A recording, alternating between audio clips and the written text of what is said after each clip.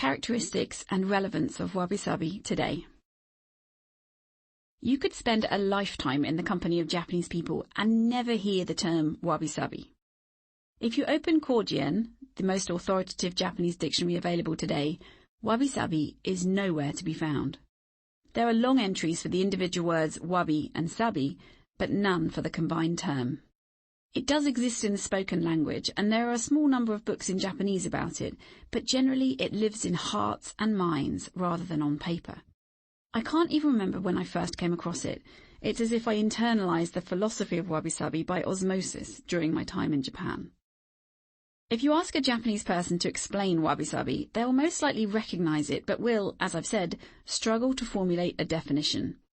It's not that they don't understand it, it's that the understanding is intuitive, and this is a reflection of a very different way of thinking and learning. Outside of rote academic learning, much of what Japanese people absorb is by watching and experiencing. For a logical, rational thinking Westerner, this can be challenging to grasp. We want step-by-steps, how-tos and exact translations, but offering specificity and complete explanations is not the way in Japan. To truly appreciate the wisdom in this culture, we need to be aware that it's often within the unsaid that the true message lies. Origins of Wabi-Sabi. Wabi-Sabi originated as two separate words, both steeped in aesthetic value, with roots in literature, culture, and religion. Wabi is about finding beauty in simplicity and a spiritual richness and serenity in detaching from the material world. Sabi is more concerned with the passage of time, with the way that all things grow and decay, and how aging alters the visual nature of those things. Both concepts are important in Japanese culture, but perhaps even more fascinating is the meaning they take on when combined to become Wabi-Sabi. It's less about what we see and more about how we see. The setting. Imagine, if you will, the world in the mid-16th century, a time of great exploration by seafaring Europeans, with the Spanish and Portuguese opening up worldwide trade routes. It was a time of colonialism and mercantilism, when many countries had national economic policies to accumulate as much gold and silver as possible. The paint hadn't long dried on Leonardo da Vinci's Mona Lisa, and David had only emerged from Michelangelo's block of marble a few decades previously, at the turn of the century. Over in England, Shakespeare was penning his latest masterpiece. China was flourishing under the Ming dynasty and was way more technologically advanced than the West.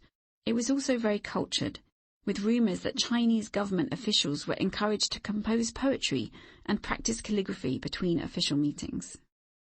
Meanwhile, late medieval Japan was caught up in a century of warfare and destruction. Frequent famines, fires, and natural disasters plagued the nation. Taxation was high and poverty widespread. Society was so torn apart that many ordinary folk sought solace in Buddhism, which was having a significant influence on the way people lived. An emperor and court were in place, but the shogun, the military leader, had the true power. The country was ruled by a class of military feudal lords known as daimyo, who established local territorial domains, wielded their power from newly built castles, and installed samurai warriors in the towns around those castles to protect them and serve in their armies. The higher-ranking samurai were well-educated and powerful, and known for their extreme loyalty and dedication to the service of their daimyo lord. Zen Buddhism was popular among them due to its emphasis on discipline and meditation. A number of the great temples of the capital Kyoto were home to kare-sansui, dry landscape gardens, said to reflect the essence of nature and inspire deep contemplation. Many samurai had developed an interest in the ritual of tea, both because of the physical boost, it helped them stay awake on long watches, and also the spiritual benefit of creating moments of peace and harmony in their violent lives. They lived ready to die, so welcomed opportunities to appreciate beauty in a life that could be over at any moment. It was a time of growth for major urban areas, and Japan was seeing the rise of the merchant class. They were making a fortune as moneylenders to samurai who were only permitted to earn a capped stipend. This industry was on the edge of the law, so merchants risked having their riches taken away at any time, meaning they too were motivated to enjoy it while it lasted. As a result, although many ordinary people were still living in relative poverty, the ruling and merchant classes had a tendency for lavish spending. Ornate castles boasted screens embellished with gold. Extravagant social events were popular among the wealthy, particularly tea gatherings. Those in power had a penchant for Chinese tea bowls and utensils, and these were rapidly becoming status symbols. An astute observer might have sensed the emergence of conflicting ideas of tea as a spiritual experience and tea utensil collecting as a showy demonstration of wealth. Now, hold that thought as we take a quick detour into the history of tea. To explore the origin of the word wabi, we must venture into the world of tea. The powdered green matcha tea now associated with the tea ceremony didn't arrive in Japan until 1191. It was brought back from China during the Song dynasty by the monk Myoan Eisai, who's credited with founding the Rinzai school of Zen Buddhism in Japan. Tea seeds were planted in 3 places, including Uji near Kyoto, which would remain a world-class tea producer for centuries to come. Zen and the tea ideal spread rapidly during this time. As far back as the 15th century, monk and tea master Murata Shuko had recognized that the act of preparing and drinking tea could be a reflection of Zen principles, and as a result he's credited with a founding role in the development of the tea ceremony. Shogun Yoshimasa, an advocate of cultural pastimes, commissioned a bespoke tea ceremony from Shuko, who used this opportunity to take tea to a deeper level.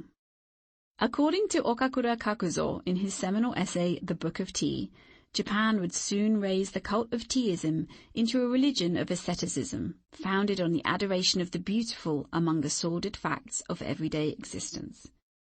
This simplification was taken a step further by a man named Takeno Joo, who studied under 2 of Shuko's disciples in the first half of the 16th century. Joo was a poet with a talent for expressing tea ideals in verse. He made changes to the tea room to include materials in their natural state, and would later be an important influence for Senno Rikyu, a businessman and tea master for Toyotomi Hideyoshi, one of Japan's most famous warlords. In time, Senno Rikyu would become known as the true father of tea. Simplicity as an aesthetic ideal. By the second half of the 16th century, the tea ceremony had become an important social event and an opportunity for the rich to display their wealth. Hideyoshi filled his ostentatious all-gold tea house with expensive paraphernalia, mostly imported from China. At the same time, his own tea master, Senno Rikyu, was quietly starting a revolution, reducing the physical space of the tea room significantly to alter the fundamental principles of related aesthetic ideals, stripping everything back to what was really necessary: a space to gather, a nod to nature, a kettle and basic implements, and time for tea. At little over 3 square meters, Senno Rikyu's intimate tea room was less than half the traditional size. The tiny windows reduced the light level to a minimum so that guests had a heightened experience of their other senses. The host and guests were positioned so close together that they could hear one another breathing. Rikyu replaced an expensive celadon vase with a bamboo flower container and a costly Chinese bowl with one fashioned by a tile maker by the name of Chojiro. As an aside, from humble beginnings, Chojiro pioneered the making of Rakuti bowls and established the Raku family in the late 16th century, which has become the unique preserver of the Rakuyaki pottery tradition. The current Rakukichizaimon 15, a ceramic artist, is the 15th generation head. Tea bowls fashioned by each generation can be seen at the Raku Museum in Kyoto. Rikyu used a bamboo tea scoop instead of an ivory one, and upcycled a humble well bucket in place of an extravagant bronze water container. He also made the significant move of bringing in all the utensils at the beginning of the ceremony and removing them all at the end.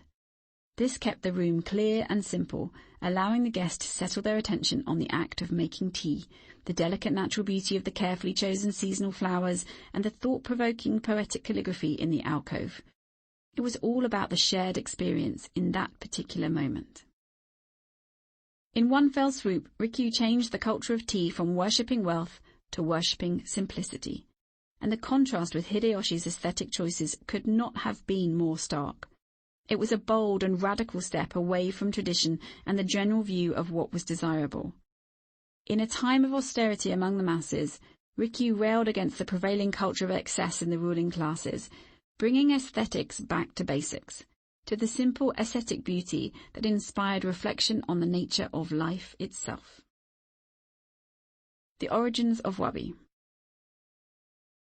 Although Rikyu did not invent the tea ceremony, in the last years of his life he brought it back to the philosophy of simplicity and natural beauty that remains important in Japanese culture today.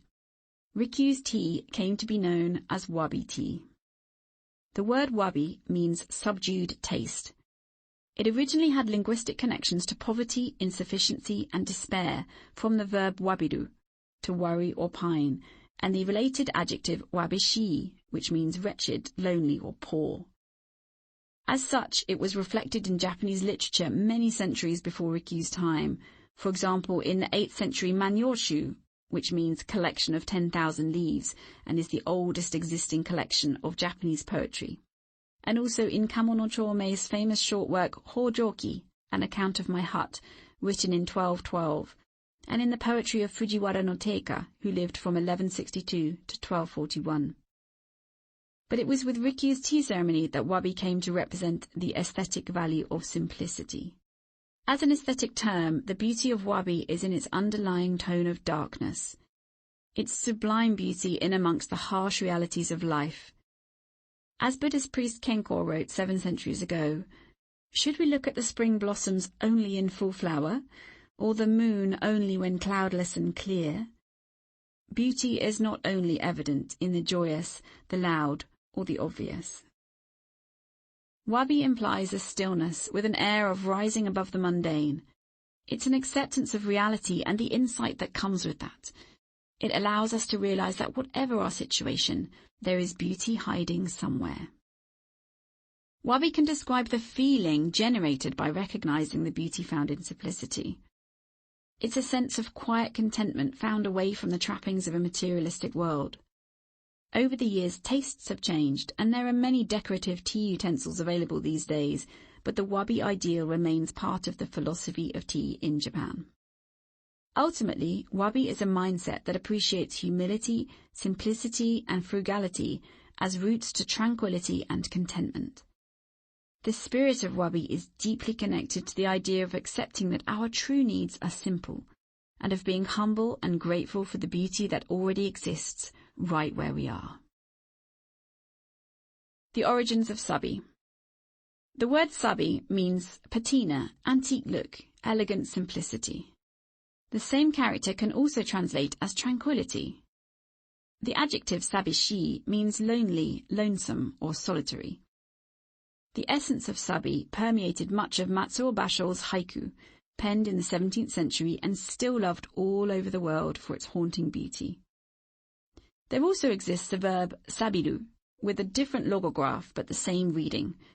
It means to rust, decay, or show signs of age, adding another layer of flavour.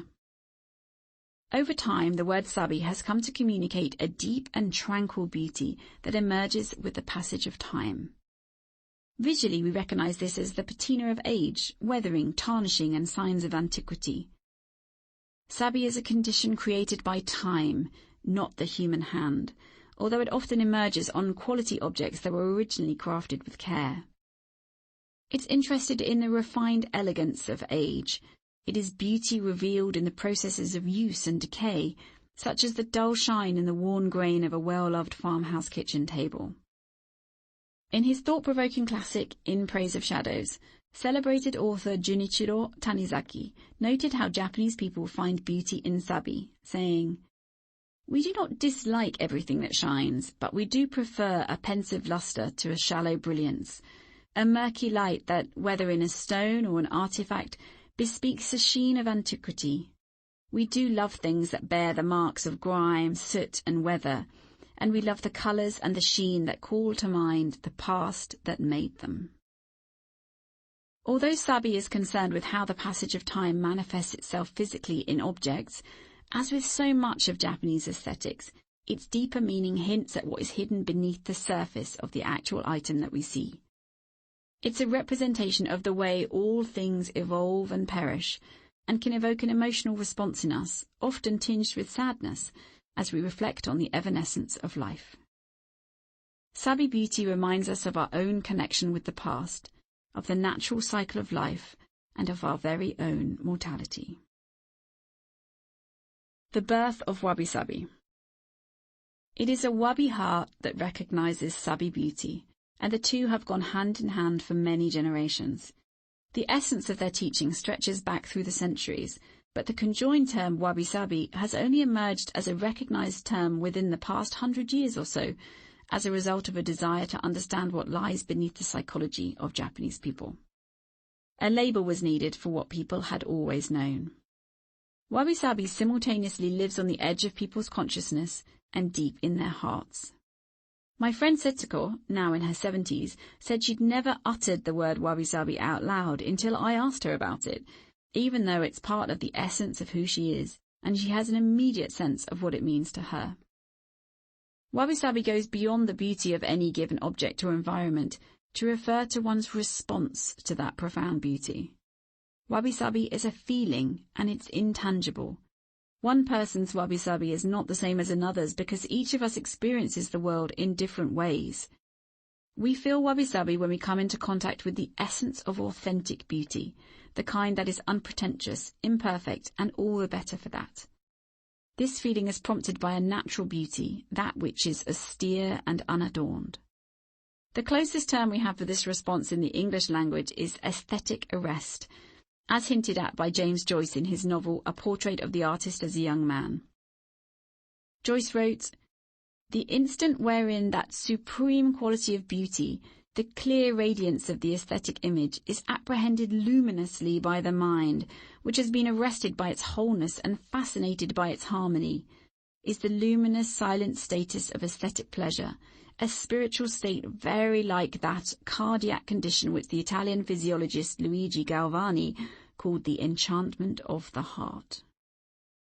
But even this is just talking about the physical response, and not the deeper philosophy of Wabi-Sabi, which relates to the nature of life itself.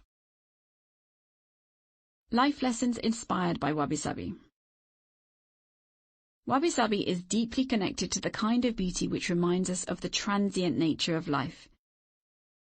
This stems from the three Buddhist marks of existence: mujo, impermanence; ku, suffering; and ku, no individual self, a oneness with all things. The life lessons Wabi-Sabi can teach us, and which we will explore in this audiobook, are rooted in the following ideas. The world looks very different when you learn to see and experience it from your heart. All things, including life itself, are impermanent, incomplete, and imperfect. Therefore, perfection is impossible, and imperfection is the natural state of everything, including ourselves. There is great beauty, value, and comfort to be found in simplicity. Still, Wabi-Sabi is not a panacea. It's a reminder that stillness, simplicity, and beauty can help us fully inhabit a moment in the middle of anything. And that's a lesson for all of us. A note about language. Based on some of what has been written about Wabi-Sabi by non-Japanese people in the past, you might have heard it used as an adjective, as in a Wabi-Sabi bowl, in the same way you might say a wonky teacup or a weathered chair. In the West, it has come to describe a particular natural and imperfect look. But it's important to know that Japanese people do not use the word Wabi-Sabi in this way.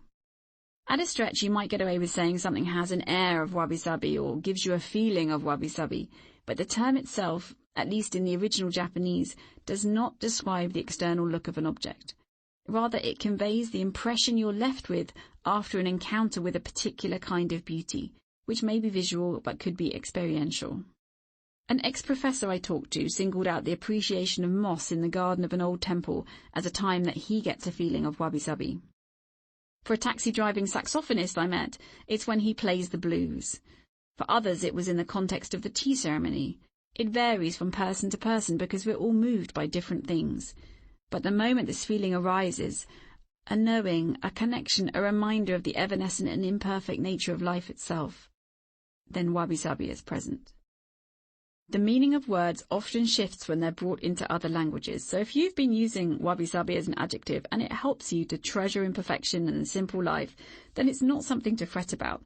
The point of this audiobook is not to get caught up in semantics, but rather to extricate life lessons inspired by this wisdom, to soak up the philosophy and be moved by it to change your viewpoint in a way that enhances your life.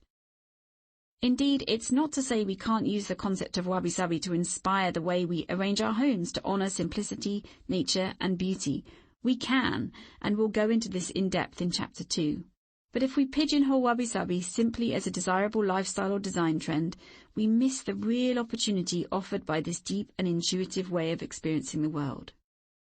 One of the most intriguing and simultaneously challenging things about the Japanese language and culture is its layering. Nothing is ever quite as it seems. Everything depends on the context, on who is speaking to whom, and what has been left unsaid. If one of the central tenets of imperfection is incompleteness, my job here is to paint a rich yet incomplete picture of Wabi-Sabi so you can fill in the blanks from your own perspective.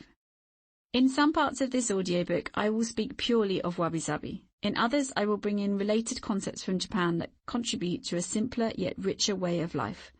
Ultimately, I hope you'll come to sense the essence of Wabi-Sabi for yourself and welcome it into your own life as inspiration for a new way of beholding the world. A gift for us all. Not long ago, I watched a pair of Japanese high school students give a presentation on Wabi-Sabi in the USA. At the end, one of the Americans in the audience asked, "Do you think anyone can learn Wabi-Sabi?" The girls looked at each other, brows crinkled, panicked and unsure. After much deliberation, one of them responded, "No, we feel it because we are Japanese." I disagree. Wabi-Sabi is a deeply human response to beauty, which I believe we all have the capacity to experience if only we better attune ourselves to it. Wabi-Sabi invites us to be present to beauty with open eyes and an open heart. My perspective on Wabi-Sabi will always be in the context of my own worldview, which is based in a Western upbringing heavily influenced by a 20-year love affair with Japan. Your perspective will differ from mine, and if you have the opportunity to talk to a Japanese person about it, their perspective will be different again. But therein lies the beauty, and largely the point. It's in taking inspiration from other cultures and interpreting it in the context of our own lives that we excavate the wisdom that we most need. How is Wabi-Sabi relevant today? We're living in a time of brain-hacking algorithms, pop-up propaganda and information everywhere.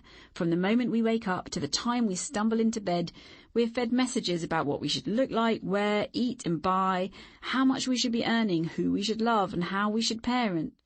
Many of us probably spend more time thinking about other people's lives than investing in our own. Add to this the pace at which we're encouraged to function, and it's no wonder so many of us are feeling overwhelmed, insecure, untethered and worn out. What's more, we're surrounded by bright artificial light in our homes, shops and offices, on our phones and laptops. We're overstimulated and obsessed with productivity.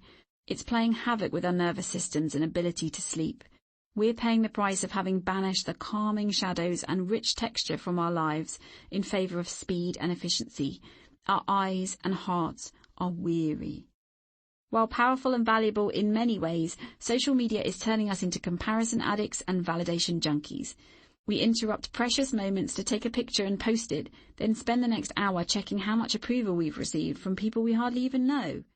Anytime we have a spare minute, out comes the phone and down go the eyes as we scroll our way into someone else's highly styled life, the jealousy bubbling as we make the assumption that they actually live like that. Every time we do this, we miss unknowable opportunities for connection, serendipity and everyday adventure in our own lives, for the mind has gone somewhere the body cannot follow. We give away freely that most precious of resources, our attention, and in doing so, we cheat ourselves out of the gifts that are already here. Many of us can't make a move without stressing about what others will think. We sit in line waiting for permission from somebody else, all the while worrying about things that haven't yet happened.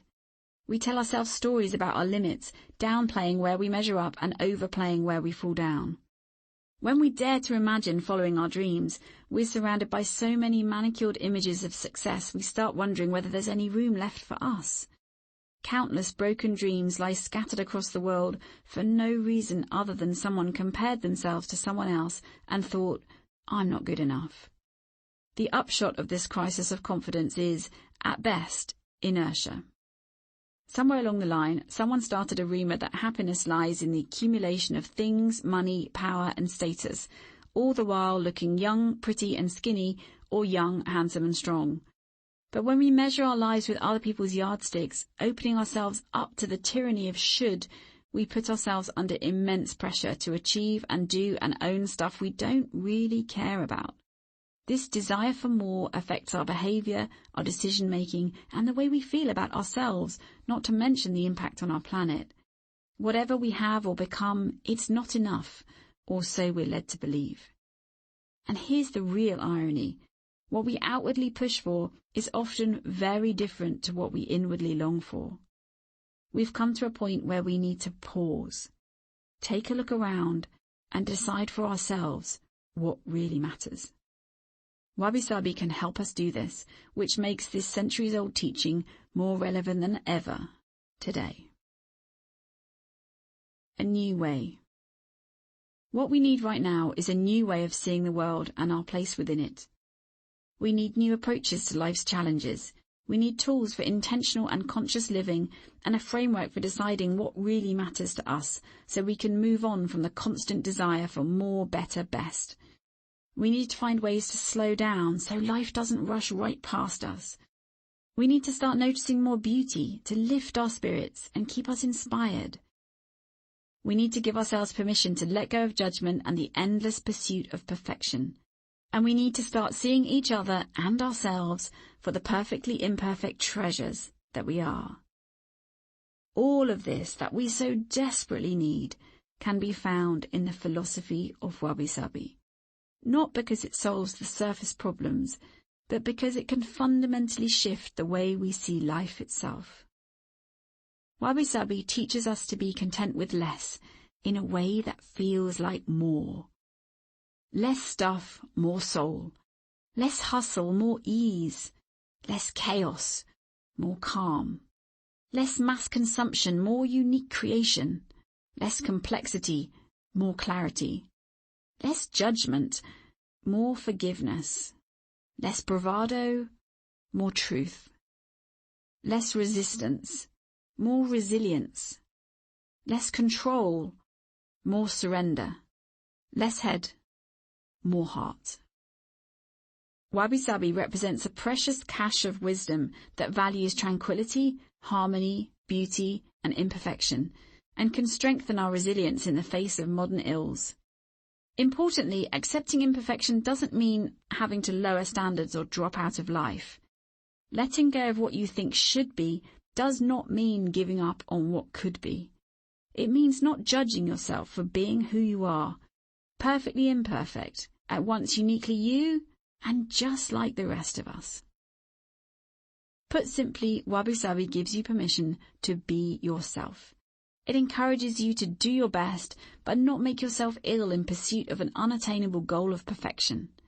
It gently motions you to relax, slow down, and enjoy your life. And it shows you that beauty can be found in the most unlikely of places, making every day a doorway to delight.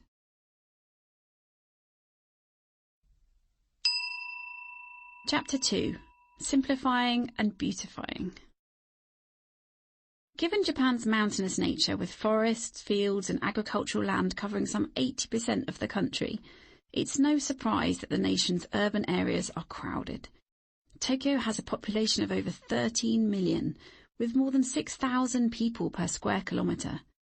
As a result, the Japanese have become masters of small space architecture and styling. Personal space is limited, and in recent years, clutter has become as much of a challenge for Japanese people as it has for many of us in other nations. Perhaps this is why they've become so adept at organisation and storage, why Muji, literally no label, is a high street favourite, and why Marie Kondo is a household name. However, don't be fooled into thinking that most Japanese people now live in tatami-matted rooms devoid of stuff. They don't. While the overall concept of minimalism has had a transformative impact for many, it can end up being another kind of perfection. It's one more opportunity to beat yourself up for not doing something right, and frankly, it's exhausting. Perhaps you're like me. You like the philosophy of minimalism and have entertained dreams of a perfectly tidy home, but found that disciplined minimalism doesn't really work for you because you have children, pets, a hectic lifestyle, a weird fetish for antique teapots, more books than your local library, or some other reason that makes you run from perfectly organised sock drawers. Or perhaps you rent and are limited in terms of how you're allowed to alter your living space. Or maybe you're on a tight budget and think that a welcoming home is for people with more disposable income. Or maybe you're just busy and it feels like such an effort to go through everything. If any of this sounds familiar, the alternative Soulful Simplicity might just be for you. Soulful Simplicity is my name for decluttering and styling your home with love, without making it clinically minimal or trying too hard. It's a way of organising and personalising your space, which makes your home welcoming and beautiful while still feeling lived in. A Wabi-Sabi lens can inspire us to embrace soulful simplicity and treasure what we already have. There is a lovely phrase in Japanese, igokochi ga yoi. The kanji literally means being here, heart, place, good, and it's used to describe a feeling of comfort, a feeling at home. I like to think of it as a place for a happy heart. That's what we want to create with Soulful Simplicity. Your home, your space. The spaces in which we live influence the way in which we live and how we feel as we go about our daily lives. If we want to live differently, changing our environment and the details of our living spaces can play a major role in making a shift. Our homes can be sanctuaries, gathering places, repositories of love and laughter, solitude and rest. They can be grounding, comforting, inspiring and relaxing. Our homes are where our stories are written, and they have the potential to enhance our experience of the everyday. The beauty of Soulful Simplicity is that it can help us make any dwelling, regardless of size or budget, a lovely place to be. This comes as a relief to those of us who swoon over design magazines and lose hours on Pinterest and Instagram, but have that niggling feeling that our homes will never quite look like that. Wabi-Sabi reminds us that they are not supposed to look like that. Homes are for living in, and living is not a perfectly tidy affair. The good news is that the chaos of real life, edited a little, can reveal a lot. Most of us already have the makings of a welcoming space. With just a little time and attention, your home can become a sanctuary, reflecting what really matters to you. Taking inspiration from the traditional tea room, the embodiment of Wabi-Sabi, we can envision a clean, simple, uncluttered space. It's about deciding what to retain and what to release, what to show and what to store, what to tinker with and what to treasure. You don't need to wait for the perfect time, when you have the money to redecorate, when your children have left home, or when you finally got time to sort every drawer and cupboard. You can begin today, right where you are. This is not a set of rules, it's a set of ideas and questions for you to consider in order to do it your way. The emotional connection. The truth is, many of us have houses filled with clutter, even though we don't like it. We buy stuff when we don't need it. We tell ourselves we really should get everything in order, and then we switch on the TV instead. Over the years, in my work with people trying to make major life changes, decluttering has always been a significant part of their journey. As they begin to release more and more stuff, they begin to notice the releasing of negative thought patterns, feelings of insufficiency, allegiances to busyness, attachments to past versions of themselves, and desires for a life that is not connected to who they are or what they really value. This is where Wabi-Sabi really comes in. When you realize you're perfectly imperfect just as you are, you have less need for stuff to boost your self-image. Ultimately, Soulful Simplicity in your home is about you and the experience you want to create for yourself, your family, and your friends. This is about tuning into what you love and making space for authentic inspiration. It's about what pulls you in. It's about quality, depth, and choice. And it's about putting your judgment to one side and focusing on what you can do with what you already have. Soulful Simplicity makes for contented sufficiency. A Wabi-Sabi-inspired home is a restful space that welcomes guests and nourishes family life. It's a place for treasured things that carry love and evoke memories, not just new things bought on impulse. There is no right or wrong. It's unpretentious styling done in a perfectly imperfect way. It's a place for treasured things that carry love. Later in this chapter, I'll introduce some tips for decluttering and soulfully simplifying your space in a Wabi-Sabi inspired way. But first, let's take a look at the notion of Japanese beauty that lies beneath it all. Making beauty.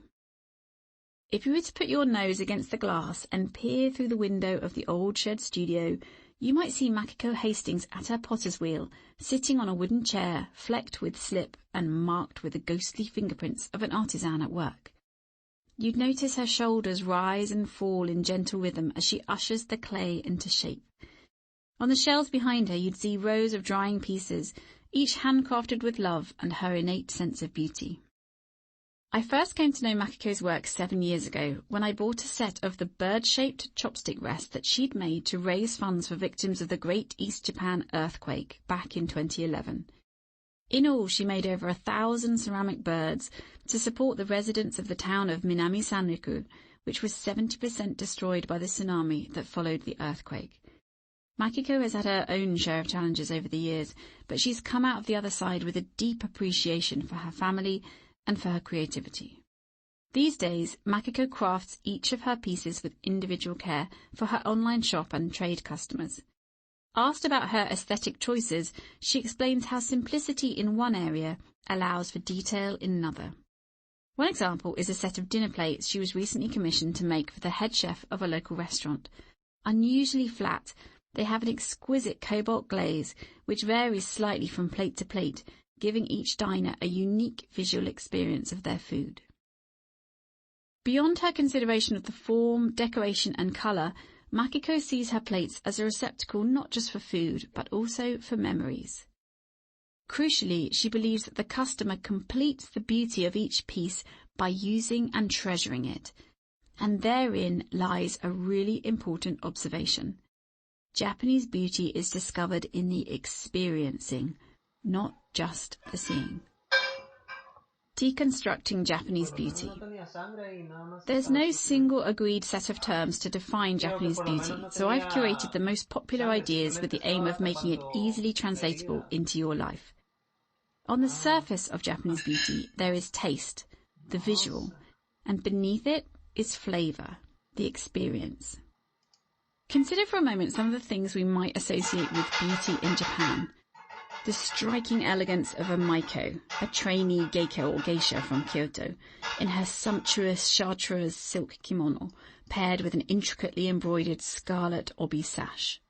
Or perhaps the chic look of a smart Tokyoite, or the artfulness of a single camellia in an ash-glazed hagiyaki pottery vase. Or the simplicity of a traditional tatami mat room. How are all these views of Japan, so different in style, colour, texture, pattern and complexity, part of the same aesthetic construct? It all comes down to taste. The beauty on the surface. If we were to mark out the key types of Japanese taste on a spectrum, it would look something like this. At one end, let's say on the left, you have showy, gorgeous, complex, bright, loud types of taste. And then at the other end, at the other extreme, you have humble, austere, simple, dull, and quiet taste. So along that spectrum, from the left to the right, the 4 kinds of Japanese taste would be hade, iki, shiburi, and jimi. Hade is showy, gaudy, liberal. A bright kimono, bejeweled nails, high-colour manga characters. The colours can be anything from primaries through to neon. And then shifting along the spectrum, you have iki. Chic, stylish, worldly and sophisticated. The appearance of being effortlessly cool, although it might have taken some effort. Think sharp suits and sophisticated office wear. Confident use of colour. And then moving further along the spectrum, we have shiburi.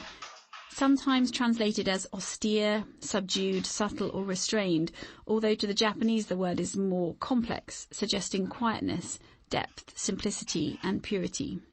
In recent times, shiburi has come to mean something closer to quietly cool, well-designed, understated style.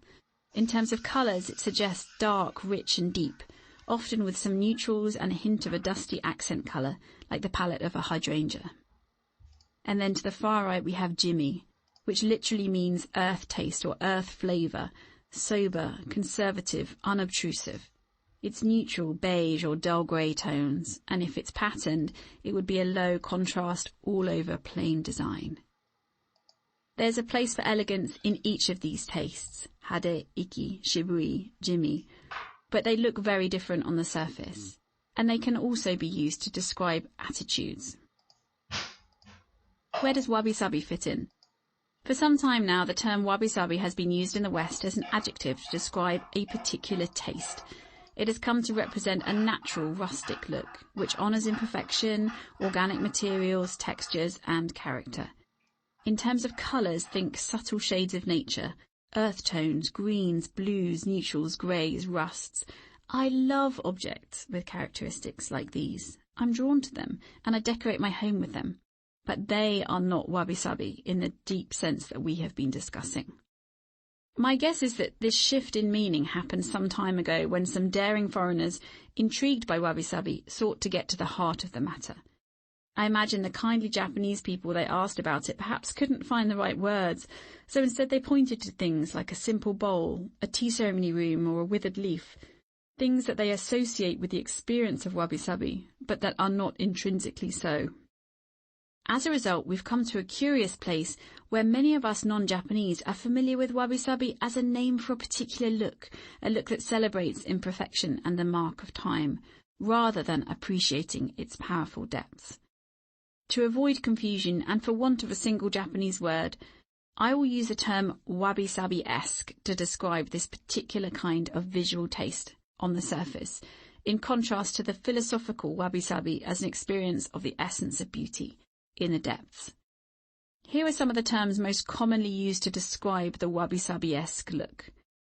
Asymmetrical, atmospheric, flawed beauty, humble, imperfect, irregular, marks of the passage of time, modest, natural, nostalgic, organic, raw, restrained, rough, rustic, serene, simple, soulful, subtle, textured, understated.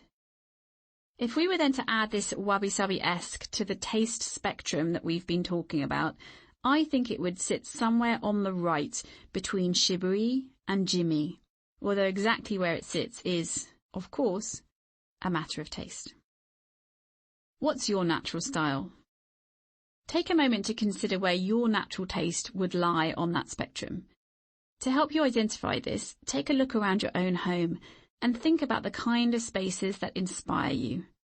Remember, visual interest can come from texture, shape, scale, and shadow, not just from colour.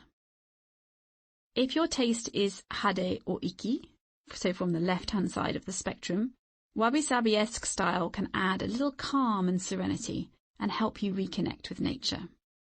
If your taste is Shibui, towards the right-hand side of the spectrum, Wabi-Sabi-esque style is likely a natural fit for you, if not already on your radar, and can bring a little more character and story. And if your taste is Jimmy, on the far right of the spectrum, Wabi-Sabi-esque style can add a little warmth and richness. The beauty beneath. The Japanese appreciation of beauty does not stop at the external look. Rather, there are particular words to describe the emotional quality of beauty beneath the surface, connected to our experience of that beauty. There is a host of different words to represent different aspects of this, some of which cross over in meaning with others. But to keep it simple, I'd like to share just the most important ones. Mono no aware. The term mono no aware is a refined sensitivity and emotional response to time-limited beauty, and it's been variously translated as the pathos of things, the bittersweet poignancy of things, and even the ah-ness of things. It's the beauty in perishability. At first glance, the description may seem similar to ideas about Wabi-Sabi, but there is one distinct difference. Mono no aware focuses on the beauty and the impending vanishing of that beauty, whereas Wabi-Sabi draws our attention to what that beauty reminds us about life.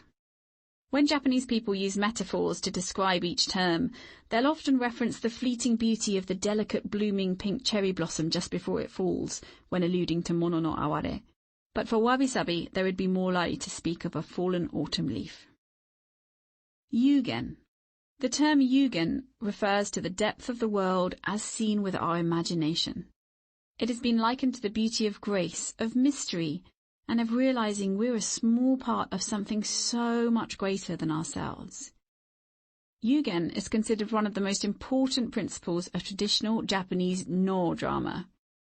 It emerged from the highly refined culture of the Heian era nobility and has evolved over time to represent a profound sense of wonder instilled by the poetic nature of beauty. Wabi. As we saw in Chapter 1, wabi is the feeling generated by recognizing the beauty found in simplicity. It's a sense of quiet contentment found away from the trappings of a materialistic world.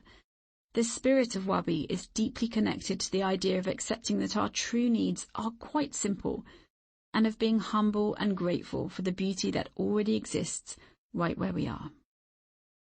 Subbie. Again, as we saw in Chapter 1, Subbie communicates a deep and tranquil beauty that emerges with the passage of time. Visually, we recognize this as the patina of age, weathering, tarnishing, and signs of antiquity, and as such, it can be used to describe the appearance of a thing. But it also goes deeper than that. It's a particular beauty which respects, reflects, and reminds us of the natural cycle of life, prompting a host of emotional responses ranging from wistfulness and melancholy to pensiveness and longing. These emotional elements of beauty are of great importance to the Japanese aesthetic sense. To appreciate them, we have to pause, pay attention, be open, and tune in. Writing about Japanese beauty in House Beautiful in 1958, then-editor Elizabeth Gordon, who was in the process of a 5-year-long research project preparing for 2 record-breaking issues on Japan, said this: "First, you won't learn to recognize beauty if you are tied to the familiar or the time-honored way of doing something. You have to look at everything through pure eyes, which means forgetting all associations of price, age, social context, prestige, etc. Wipe away all judgments made by others and respond to the object as you do to those things in nature, such as trees, sunsets, clouds, and mountains. Second, you won't learn to see beauty if you look at objects isolated from each other, especially in objects inescapably tied to each other. Things grow or shrink in beauty depending on what environment they are seen against." Inspired by Japan, one of America's leading tastemakers at the time hereby gave her readers blanket permission to stop judging the things they put in their home by their perceived value in relation to what others thought, and rather to embrace what instinctively drew them in. The beauty inside. Japanese beauty cannot be described in one word with logic. It has to be seen with the eye and the heart, participated in, experienced. The most important lesson Wabi-Sabi teaches us for inviting more beauty into our lives and living spaces is this: beauty is in the heart of the beholder. But if beauty is in the heart of the beholder, what does this mean in practice for us in terms of discovering a new way of seeing? It means seeking out beauty with all our senses. It means pulling ourselves back from the constant pursuit of more so we can notice what's already in our field of vision. It means slowing down enough to look and paying attention to what lies beneath the surface. It means surrounding ourselves with things and people and ideas we love and cherish. It means reflecting every now and then about the fact that life is a cycle, not a forever, and that it's short and precious. It also means opening our hearts to possibility and wonder, and it means looking for the gifts of a simpler life. Making home your own. There is a famous proverb in Japanese that goes like this: Senjōjiki ni nete mo tatami ichimai. Even in a room of 1,000 tatami mats, you only sleep on one. Spread around me on the floor is a multitude of interior magazines and books that I've collected from Japan over the years. I'm trying to pinpoint exactly what it is that has long drawn me to Japanese design and style. As my eyes flit across the covers and my hands flick through the pages, I'm transported back to the early 2000s when I was living and working in Tokyo. I had a hectic job in the world of sport, but in my spare moments, at lunchtimes and weekends, I would spend hours in cosy cafes reading about architecture, interior design, ceramics, textiles and styling. Rare days off were spent visiting exhibitions and seeking out independent shops in Jiyugaoka, Daikanyama and Kagurazaka, delighting not only in the beautifully crafted products on offer, but also in the way they were packaged and wrapped. When considering what to do after my contract had ended, I mulled over the prospect of training as an interior coordinator, helping people style their homes. There was a huge boom in zakka shops. The rather dull translation of zakka as miscellaneous items belies the delight found in zakka treasures, things that express your taste and personality and add layers of story to your home. Many of the products in zakka shops were compact, reflecting both the Japanese love of attention to detail and the practical reality of people living in small spaces. Around this time, I developed a slight obsession with Japanese stationery, a love that remains to this day. I also discovered the Japanese genius for home organization and creative storage. My tiny apartment in Ishigomaya Nagicho was tucked away in a quiet patch of residential houses, far from the nearest high-rise, which made the area feel more like a village than the middle of a thriving metropolis. The front door opened into a genkan, the entranceway, where shoes would be removed before stepping up into the apartment. With the exception of a small bathroom, my place was a one-room studio. Outside the kitchen window was a small disused piece of land where mint grew like wildfire. To this day, I think of that apartment every time I smell that cool, refreshing scent. I furnished it slowly and carefully, on a budget and within the constraints that come with